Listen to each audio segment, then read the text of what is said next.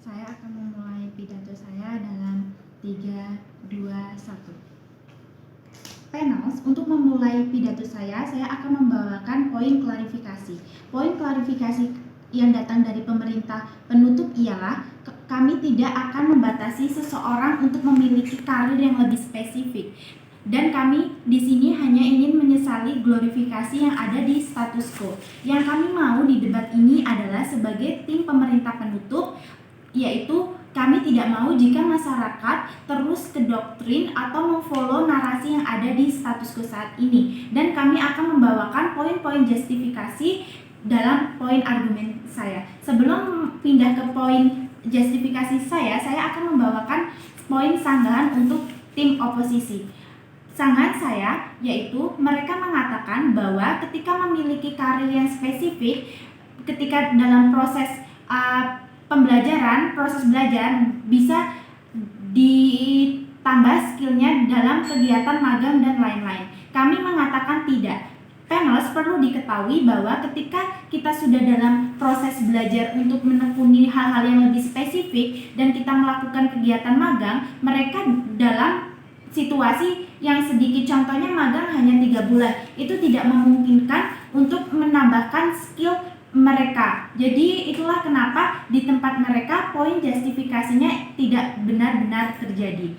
Dan mari kita lanjutkan poin-poin justifikasi saya.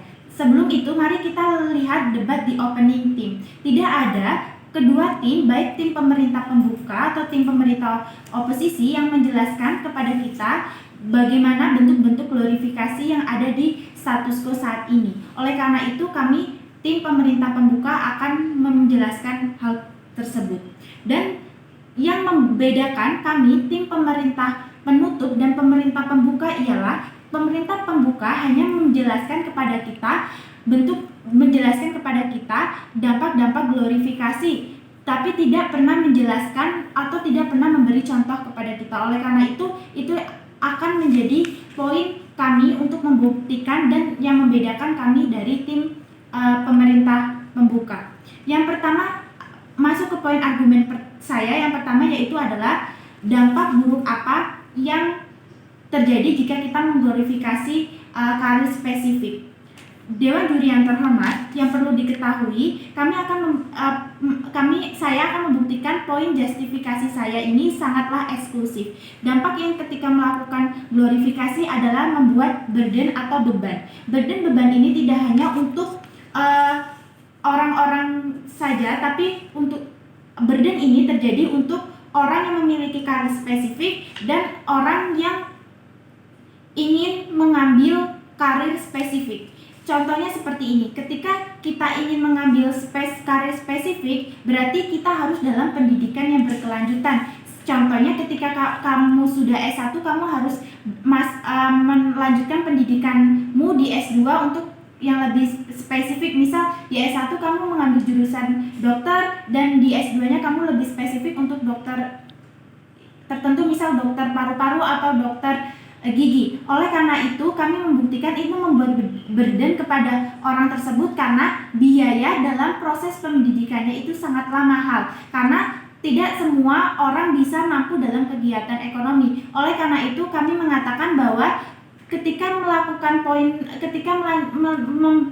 menspesifikasi ke karir itu akan menguntungkan hanya untuk orang-orang yang datang dari kaum privilege. Bagaimana dengan kaum-kaum yang di underprivilege itu tidak bakal ke solve masalahnya. Yang kedua adalah ini membuat beban untuk orang yang sudah memiliki karir spesifik, karena ketika dalam perusahaan, ketika kamu sudah mempunyai karir spesifik, kamu akan terus diandalkan dan kamu dianggap orang yang serba bisa. Oleh karena itu kami mengatakan ini bisa membuat beban untuk orang-orang yang spesifik itu sendiri. Yang kedua, mari kita berbicara tentang pekerjaan.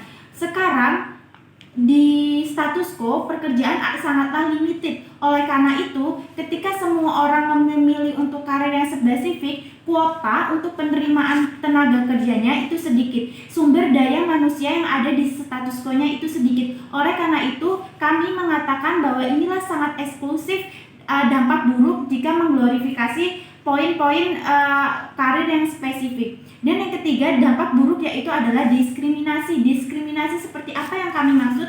Yaitu diskriminasi antar profesi dewan juri yang terhormat. Contohnya adalah banyak sekali ketika ke doktrin dokter, pekerjaan dokter lebih bagus dibandingkan pekerjaan guru atau sebagainya. Ini adalah salah satu bentuk glorifikasi ketika memiliki karir spesifik. Oleh karena itu kami mengatakan bahwa diskriminasi itu bakal terjadi di pihak oposisi. Mari kita melanjutkan poin argumen saya yang kedua, yaitu ketika banyak opsi di tempat kami itu tidak apa-apa. Alasan yang pertama adalah kita di tempat kami akan memperbaiki permasalahan yang ada di status quo. Contohnya adalah sumber daya manusia. Di SDM di status quo sangatlah terbatas. Oleh karena itu kami akan nge-solve problem ini dengan cara orang-orang tidak fokus untuk menggapai karir spesifik, mereka bisa menggapai karir yang lain. Oleh karena itu problem-problem seperti sumber daya SDM itu bakal tersolve. Oleh karena itu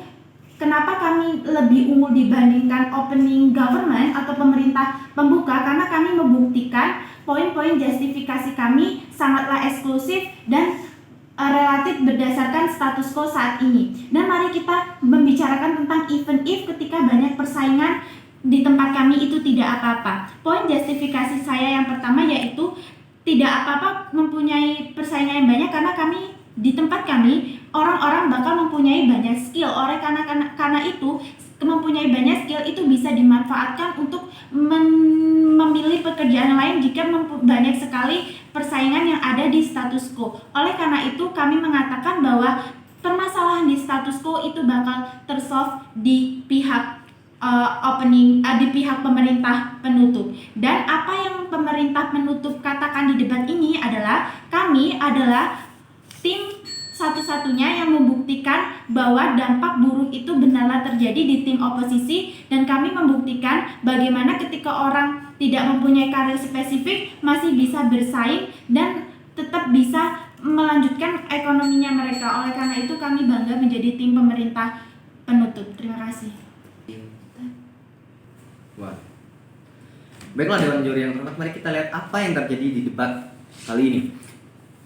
Di opening government mereka mengatakan tentang klarifikasi bahwa apa itu spesialis. Mereka membawa argumen tentang mengapa ini problematik dan mengapa dunia kita yang sangat dinamis ini perlu dengan banyak perubahan dan skill-skill kita harus banyak kita butuhkan. Dan juga di opening opposite mereka mengatakan tentang status quo yang sangat penting untuk spesialis itu sendiri, dan juga mereka mengatakan urgensi apa yang penting saat ini dan mengapa dengan spesialis ini sebenarnya tidak terlalu susah untuk kita dapatkan dan sebagainya.